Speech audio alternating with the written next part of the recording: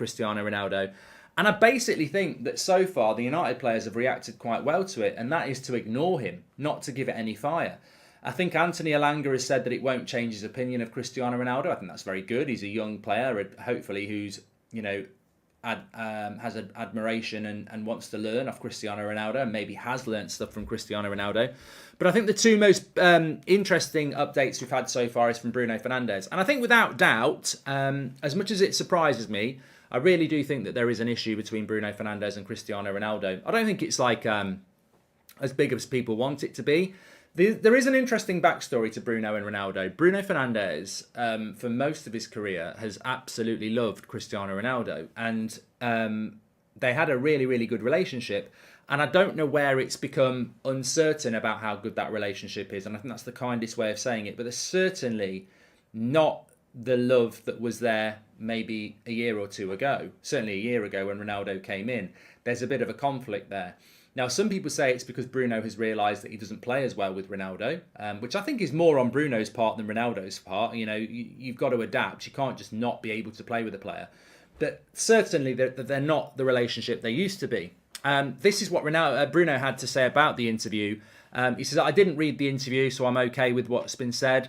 He said, as I said before, now is about the national team with Portugal. I've said to Ronaldo that the coach made a point that it is us. He has made that point since I came into the national team in 2017, I think, and that is still clear in his mind that the main thing here is the national team and us. We have to be focused on the World Cup because the World Cup doesn't come around many times. Cristiano is lucky to play in 5 times. This tournament will be his 5th time in the World Cup, so everyone is ready for that and everyone wants to give their best for the team. I mean, it certainly wasn't a glowing endorsement of Cristiano Ronaldo, was it? It was very much the coach has reminded us that it's about us and it's about the national team. And I mean, that's basically what he said. And again, it's just a player that could have said, I love Cristiano Ronaldo, he's my teammate, we're here to win the World Cup for him, which some people have already said. Bruno doesn't say that. I think Bernardo Silva of Man City has said we're here to win the World Cup for Cristiano Ronaldo. His teammate Bruno Fernandes has just reiterated that it's about the team, it's about us, and nothing really glowing about Cristiano Ronaldo, because clearly there is conflict there. And I don't think it's because of the interview.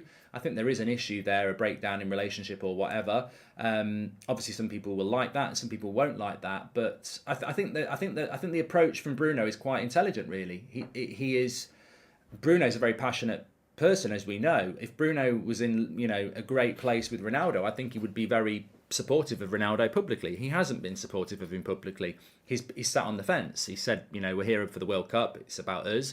It's not about individuals. I've not looked at the interview, which he definitely will have. And basically, it's about ignoring it, isn't it? It's about, I'm not going to respond to it. He probably doesn't agree with large parts of it. And I think it's a very intelligent approach from Bruno, because ultimately, what do we all want? We all want to move on from the interview. We all want to talk about the future. We've got a video coming out in the new studio this afternoon where we talk about what we want to see happening now that the interview's been done. Congratulations on the new studio, says Joseph, or should I say thank you. Erik ten Hag must win this debate with Ronaldo. Sir Alex style, important for our future, says Joseph. Congratulations on the new studio, says Tolson. Anyway, they basically said, I was listening to the bit where you said that United need to act before the World Cup, because obviously if Ronaldo has a good World Cup, it just creates the story to keep going on and it undermines Ten Hag and, there'll be problems with it. He said, I completely agree that they do need to do something quickly, but they won't do something quickly because it's about money.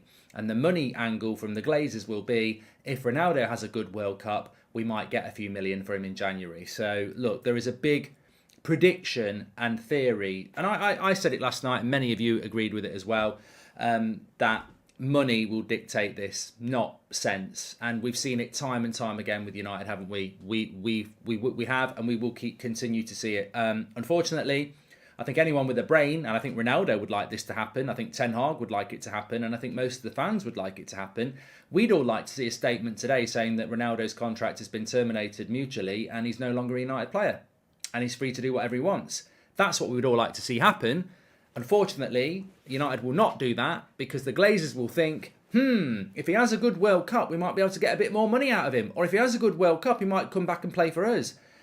this is what happens. I mean, Ronaldo said it himself. They're not interested in the football side. They're interested in the marketing side. And I think that's what's going to happen. So unfortunately for us, when we want to be talking about this Gakpo story, which I'll talk to you about in a minute, and we wanted to be talking about the future, the Glazers are going to throw us into the past for the next few weeks. We are going to be the Ronaldo circus because they are not going to react and do what needs to be done. Unfortunately, that is because of money. And there's not a lot we can do about it because we are owned by the Glazers, as we know. We can start blocking the Ten Hag. Start talking to me about community. There's absolutely no reason to be Ten Hag out. We've had a good start to the season, and if you're Ten Hag out, you're basically you don't belong on here anyway because you're not a United fan. So, yeah, jog on and do one. Can't be arsed with any of that this morning.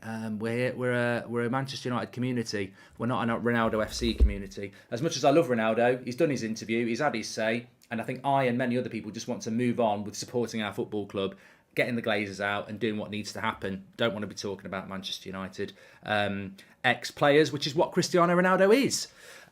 He will be, and it's what he wants to be. And I agree with him on that. I think the interview has been done, and the sooner we start talking about moving on, and I want to start moving on, story coming out of the Netherlands today, that PSV are very much looking to cash in on Cody Gakpo in January, and they're going to be realistic about the price.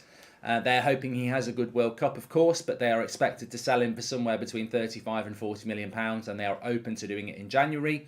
This is a player that Erik ten Hag wanted in January. This is a player who can play across the front three positions. Whether we're going to go for it or not, we'll have to wait and see, but I certainly think it's very interesting that a player like that is available, and PSV are looking to sell a player like that, and Ruud van Nistelrooy is their coach who used to play for Manchester United, so it could be very, very interesting around Cody Gakpo. But I also want to give a big shout out to Gnabry.